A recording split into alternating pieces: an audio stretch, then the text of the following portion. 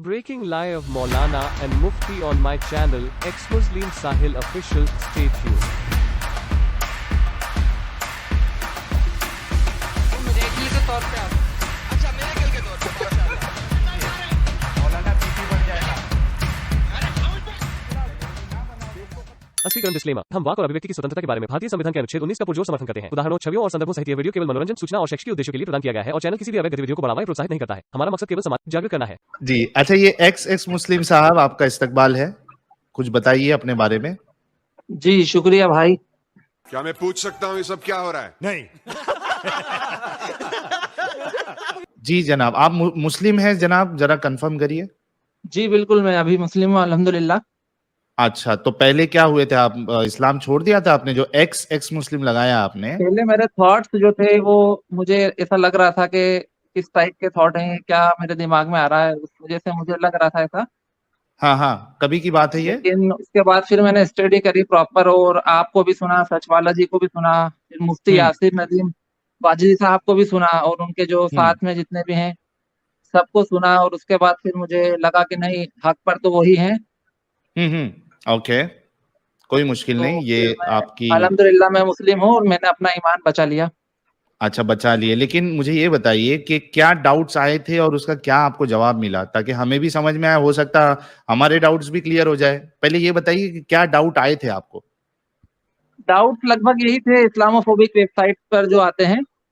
क्या कुछ 3 डाउट्स बताओ, ऐसे स्ट्रॉन्ग डाउट्स जिसको ऐसा लगा आपको कि इस बुनियाद पे आपको इस्लाम छोड़ देना चाहिए। सबसे पहले तो यही जो अपना सचवाला जी बता रहे थे कि कुरान के बारे में जो उनकी डिबेट हुई थी यासिर मुफ्ती साहब से।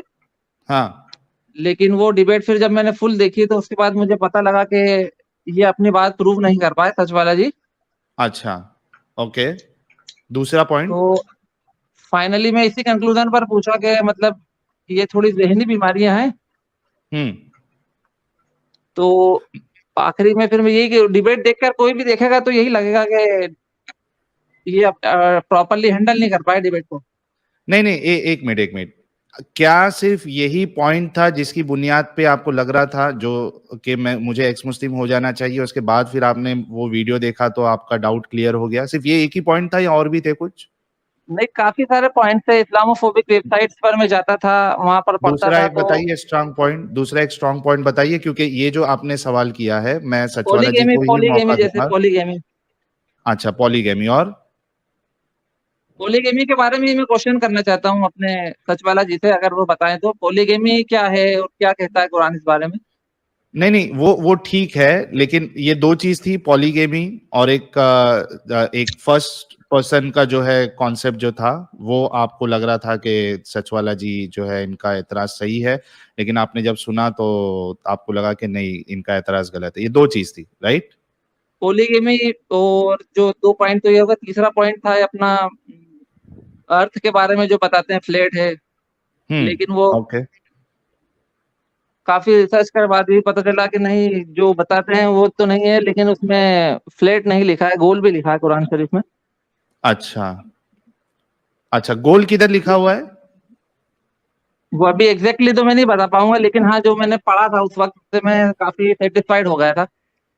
अरे भाई, एग्जैक्ट अभी जैसा एक ऐसा डाउट जिसमें आपको लगा कि यहाँ पे गलती है, ठीक है, इस्लाम में गलत लिखा हुआ है, और वो डाउट जब आपका क्लियर होगा तो जाहिर सी बात है आपको पता होना चाहिए ना कि ये मेरा स्ट्रॉन्ग पॉइंट था, लेकिन इसका जवाब ये है, यहाँ पे लिखा हुआ है, वो तो याद हो जाती है चीजें।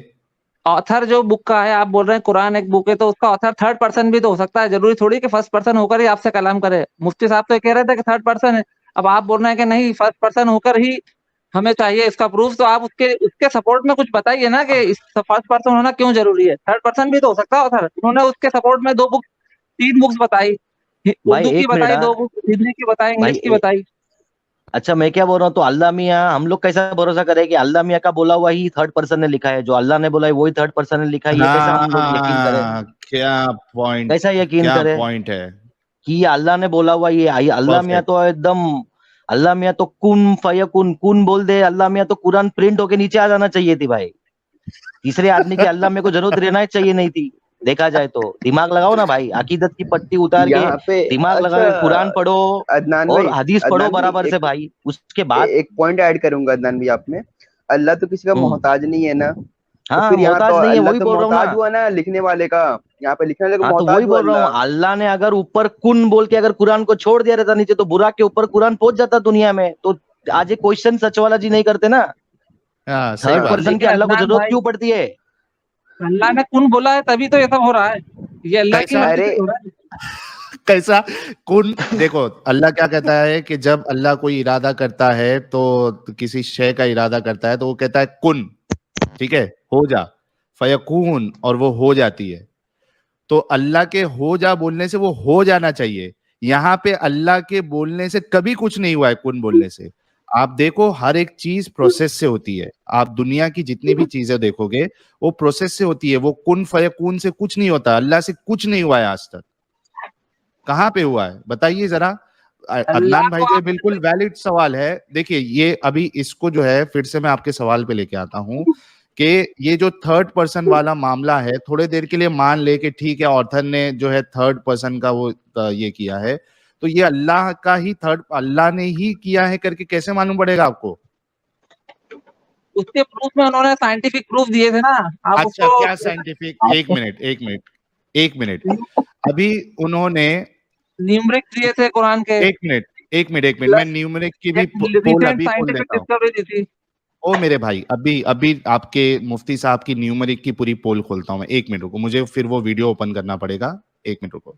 अच्छा, अब मैं क्या काम करता हूँ, मुझे एक्चुअली वो ओपन करना पड़ेगा। वो किसके चैनल पे हुआ था? वो मुफ्ती यासिर साहब के चैनल पे हुआ था ना। एक मिनट रुको। आपका एक वीडियो है सर, देख लेना सर, अब तक पूछेगा तो मालूम नहीं, देख लेना सर। तो सूरह हिज्र सूरह नंबर 15 आयत नंबर 87 है। इसमें कहा गया कि हमने आपको सबअ मिनल मसानी दी, और सबअ मिनल मसानी के मुराद है सूरह फातिहा, यानी जिसके अंदर 7 आयतें हैं जो बार बार पढ़ी जाती है। अब यहाँ पर जो 7 का लफ्ज है, असल में हमें उसको देखना है कि 7 का लफ्ज इतना अहम क्यों है कुरान करीम के अंदर। ये पूरी यहाँ पर मैथ इन्वॉल्व है। इसमें आप देखें कि जो सूरह फातिहा है उसकी सूरह नंबर 1 है, और इसी तरीके से जो सूरह नास है उसकी सूरह नंबर 114 है। हमारा जो मनहज है दलील देने का वो ये कि जितने भी नंबर्स हैं हम उनको लाइन अप करते हैं, और उसके बाद फिर हम उनको डिवाइड या मल्टीप्लाई करेंगे, और जो नतीजा आएगा वो होल नंबर आना चाहिए। अगर वो फ्रैक्शनल नंबर है तो इसका मतलब ये है कि वो नतीजा गलत है, अगर वो होल नंबर है तो नतीजा सही है। और आप ये देखें कि ये सिस्टम पूरे कुरान करीम के अंदर जगह जगह फैला हुआ है। तो मिसाल के तौर पर सूरह नंबर 1 और इसी तरीके से सूरह नंबर 114, जब हमने दोनों को लाइन अप किया तो आपका सामने नंबर आ गया 1141।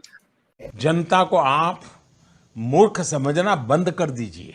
इस प्रकार की बचकाना बातें किसी के गले नहीं उतरती, लोग मजाक उड़ाते हैं। सूरह नंबर 1 और सूरह नंबर 114 इसको साथ में कैसे लिख रहे हैं? ये वो भी 114 पहले लिखे और एक बाद में लिखे है। कोई गौर किया इस पे? नहीं, गौर करना मोमिन का काम नहीं होता ना मेरे भाई। गौर करने वाला मोमिन नहीं होता, मानने वाला मोमिन होता जी। सूरह 1 और 114, ठीक है। अच्छा, इसको दोनों को एक साथ कैसे लिख के उसको, मतलब वो कहावत है ना 1 और 1 11। हाँ ऐसा कैलकुलेशन है भाई। 1 और 1 11 वाला हिसाब कर दिया उन्होंने। 114।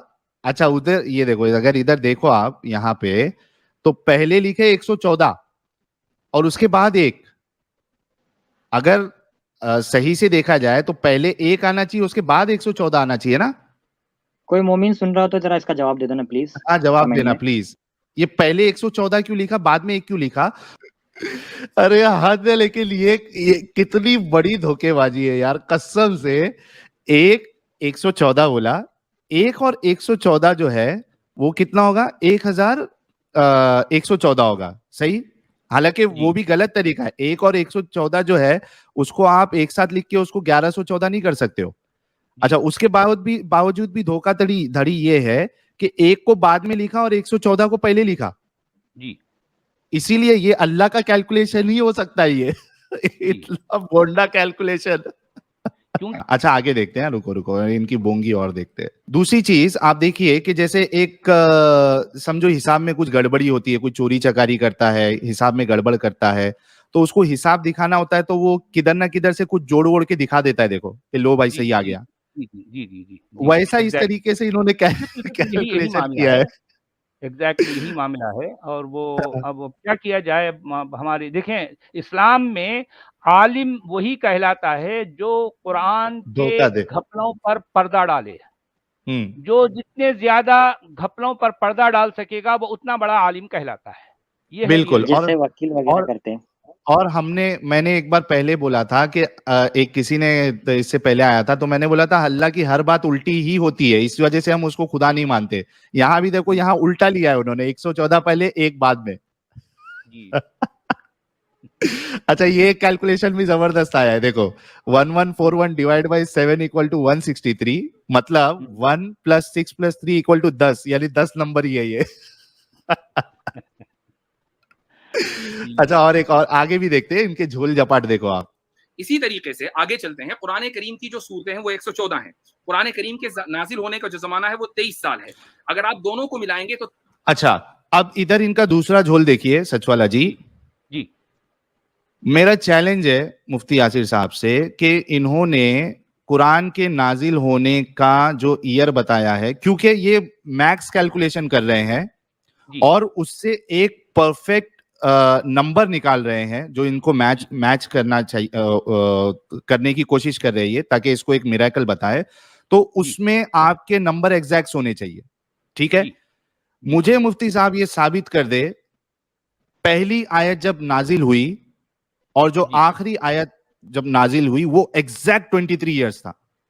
जी, ये साबित नहीं कर क्योंकि सकते। आप ऐसी 23 इयर्स नहीं ले सकते, अंदाजे वाला आप लेके आप उसको परफेक्ट आंसर नहीं बता सकते हो। बिल्कुल बिल्कुल सही बात है, क्योंकि ये झोल लोगों को समझना चाहिए। हाँ। कि हाँ जी ये क्राइटेरिया लेकिन कहाँ से लाया है कि होल नंबर आएगा तो वो कैलकुलेशन सही है और वो खुदा की किताब है, ये मिरेकल है। अब ये तो किसी किताब में नहीं लिखा। हद है यार, हद है। इतनी 2 नंबरी मुफ्ती साहब, इतनी 2 नंबरी, और आपने जिस तरीके से तो वो 2 नंबर को इकट्ठा करके उसको एक नया नंबर बना दिया। यार मुफ्ती साहब के बारे में क्या कहोगे सब लोग, जरा एक कमेंट बताएं। इनकी ये धोखेबाजी 420 कहेंगे या क्या कहेंगे आपके, ये अल्लाह का मिरेकल कहेंगे? अभी के लिख रहे हैं वाजिदी मरेगा आज एक्स मुस्लिम को मारेगा। सुनिए हमारे साहिल, बात ये है, यानी 2 नंबरी अगर ना करे तो वो मुफ्ती ही नहीं। हाँ, ये बात है, सही बात है जी। लेकिन अच्छा, एक काम करते हैं, यानी हम लोगों की गवाहियां आ गई, देखिए गवाहियों की भरमार है जी। इसको मैं ये जो पार्ट जो है जो इनको मैंने डिबंक किया है वो मैं क्रॉप करके भी लगा दूंगा ताकि मुफ्ती साहब जो है मेरे सवालात का जवाब दे। इतनी 2 नंबरी उन्होंने क्यों कही है, साहिल भाई क्यों करी है जी। मैथ हम शर्मिंदा हैं, तेरे कातिल भी जिंदा हैं।